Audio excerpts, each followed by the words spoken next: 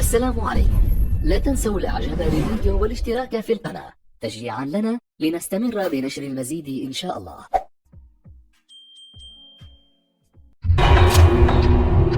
اوض الفنادق عبارة عن اماكن مخيفة بطبعها. عمرك فكرت قبل كده كم حد نام على السرير ده قبلك؟ وكم حد فيهم كان بيفكر ينتحر؟ وكم حد منهم كان نايم مكانك وهو بيدبر لجريمته الجاية؟ كل انواع الاشخاص دي واكتر عدت على الاوضه 207، الاوضه اللي بتطل على العالم الخاص باحمد خالد توفيق. فيا ترى هل العالم ده حقيقي ولا مجرد خيال؟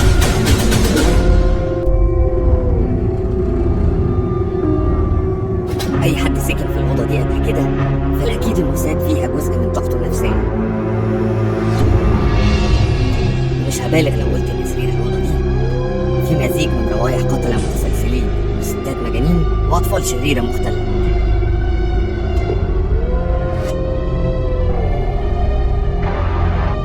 دي كانت الكلمات اللي بدأ بيها العراب احمد خالد توفيق وصف الاوضه في روايه سر الغرفه 207، الروايه اللي بتحكي عن اوضه في فندق في مرسى مطروح بيطل على شارع رئيسي وتقدر تشوف منه البحر.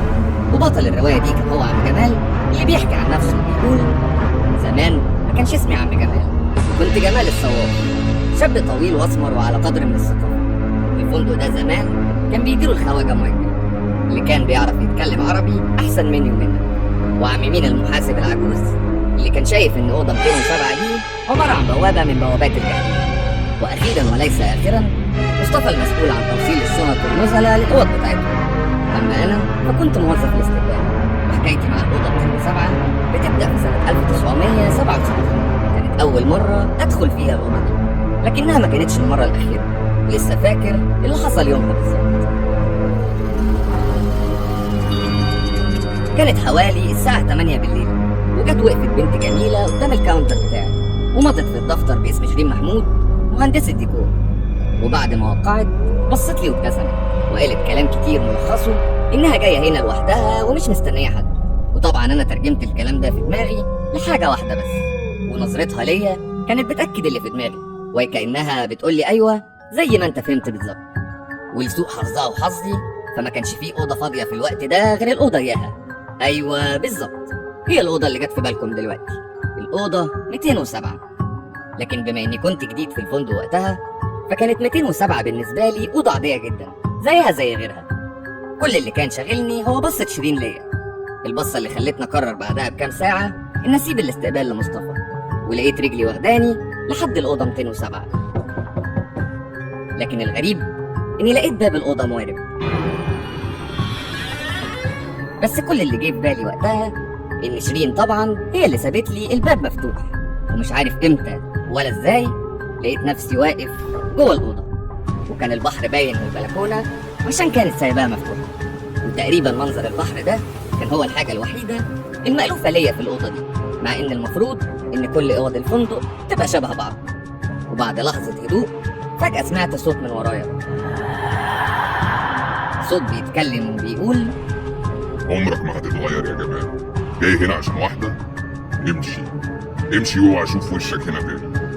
طبعا لفيت وشي وانا ساند طولي بالعافيه، ولقيت الشخص اللي واقف ورايا ده والدي. ايوه والدي اللي توفى في حادثه من 10 سنين. ما فكرتش وحاولت اهرب، لكن لقيت ايد طالعه من الارض ماسكه رجلي اللي انا مش عارف واقف عليها ازاي لحد دلوقتي، ومش فاكر اتحركت ازاي، لكن كل اللي فاكره ان لقيت ايدي بتفتح الباب وبجري بره الاوضه. وقفت خدت نفسي، بعدين بصيت على الاوضه تاني. الغريب اني لقيت اوضه شكلها عادي جدا شبه كل الاوض، لا فيها والدي ولا فيها ايد طالعه من الارض، لكن فيها شيرين نايمه على السرير. وكل اللي عملته وقتها اني قفلت الباب ونزلت، ويا دوبك رجلي وصلتني للاستقبال. وبعد نص ساعه لقيتها داخله من باب الفندق تاني.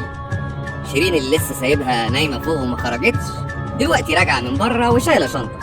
بس هو ايه الطبيعي يعني في كل اللي انا حكيته؟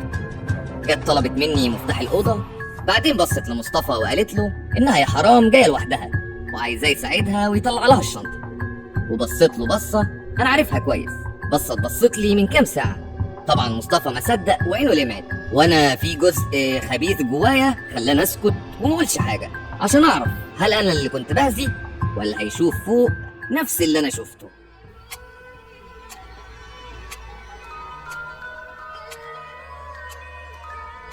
وفاتت نص ساعة ولقيت مصطفى لسه منزلش، فقررت اطلع اشوفه ليكون حصل له نفس اللي حصل معايا. واول ما طلعت لقيته قاعد على الارض بيعيط واعصابه سايبه. سندت مع عم مينا، واول ما هدي قال لي وشها ما كانش وش بشر ابدا، وشعرها كان ملفوف في بعضه زي اسلاك الكهرباء، وجلدها لونه عامل زي لون الفحم. دي ابشع حاجه شفتها في حياتي يا جماعه.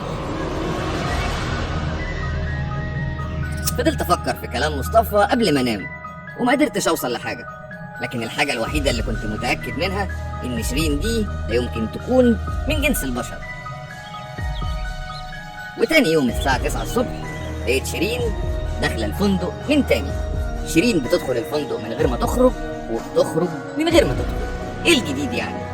لكن الجديد المره دي كان انها جت وقفت قدامي وكانها ما تعرفنيش وعايزه تحجز اوضه عندنا في الفندق. طبعا انا ما اهتمتش بكلامها وفتحت الدفتر، لكن الصدمه اني ما لقيتش اسمها موجود، ولقيت اوضه 207 فاضيه.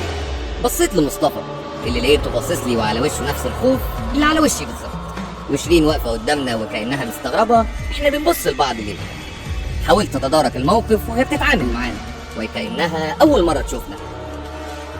بعدين سلمتها مفاتيح الاوضه وسجلت اسمها من تاني اللي انا كنت مسجله بايدي امبارح، شيرين محمود مهندسه الديكور.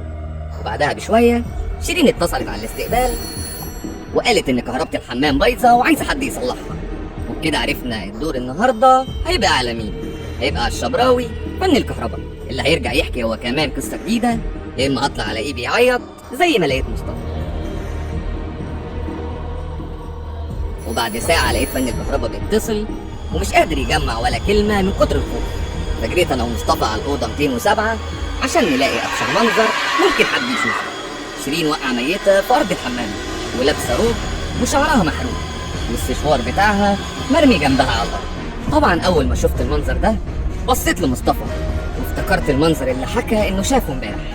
وشها ما كانش وش بشر ابدا، وشعرها كان ملفوف في بعضه زي اسلاك الكهرباء، وجلدها لونه عامل زي لون الفحم. دي ابشع حاجه شفتها في حياتي يا جماعه. اللي حصل باختصار كده ان الاوضه 207 قدمت لنا عرض مسبق باللي هيحصل لشيرين محمود.